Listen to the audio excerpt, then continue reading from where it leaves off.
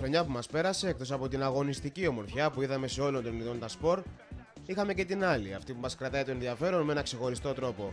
Τα υπέροχα γκολ και οι εντυπωσιακές ενέργειες είναι η μία πλευρά. Η άλλη είναι οι γκάφες και τα περίεργα που συμβαίνουν και μας προκαλούν το γέλιο. Είδαμε για παράδειγμα τερματοφύλακες να δίνουν ρεσιτάλ, να προετοιμάζονται για μια πολύ σημαντική απόκρουση και να νομίζουν πως τα καταφέρνουν.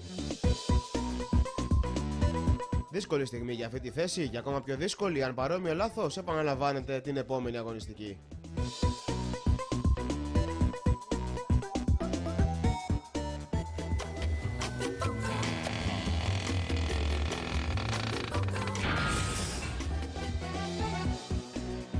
Ο επόμενος μας ήρωας απέκρουσε 2 φορές την μπάλα στην ίδια φάση.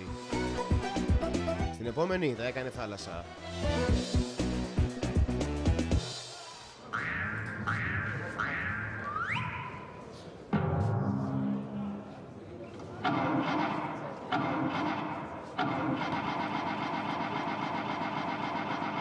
Είδαμε παίκτες να μην ξεκολλάνε από τον αντίπαλό τους με τίποτα.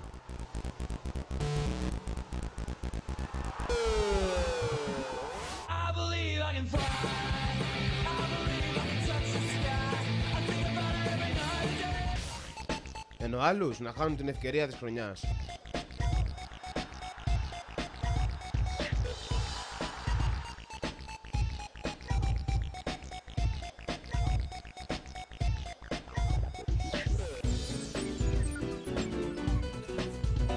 Τον Μπούντεβάι Ζέντεν να προσπαθεί να χορέψει.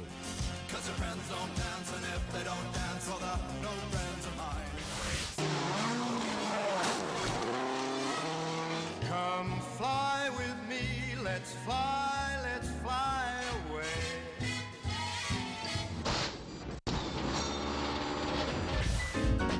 Αλλά και το Φαν Πέρσι να τραυματίζει άθελά του ένα παιδάκι.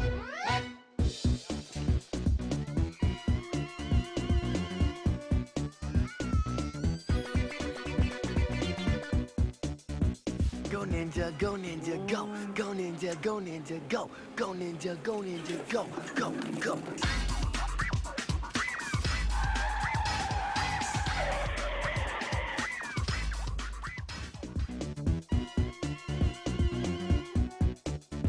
Είδαμε και τον γκολ της χρονιάς στο Ιρλανδικό πρωτάθλημα από τον Ματ Μπάρόουζ.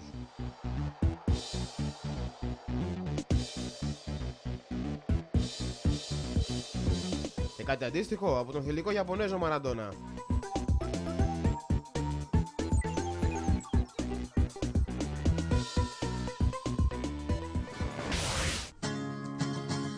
Boobs, boobs. We love boobs, boobs. Respectfully love boobs. Στην άλλη πλευρά του Ατλαντικού είδαμε τις ωραίτερες τρίπλες για να ξεγελάσεις κάποιον και να σκοράρεις στο αμερικάνικο ποδόσφαιρο.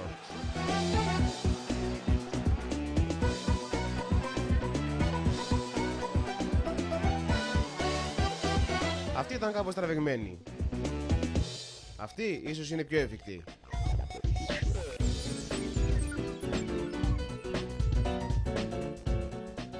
Driver, driver, can't you see you're driving too close to me?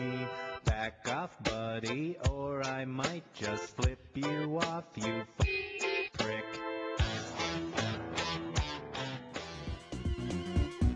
Τέλος, είδαμε και 2 διαφημίσεις που ενθουσίασαν με το σκεπτικό τους. Η μία για το χορηγό της Manchester και τους παίκτες να παίζουν μπάλα στο αεροπλάνο.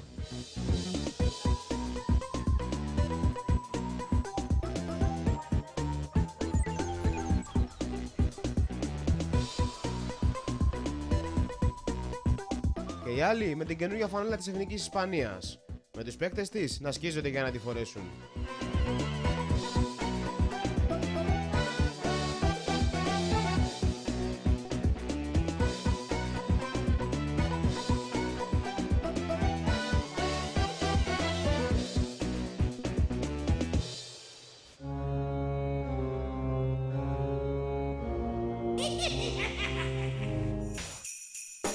Και επειδή από NBA δεν βάλαμε τίποτα, θα κλείσουμε με τα χρόνια πολλά από τους πρωταγωνιστές του. Spread some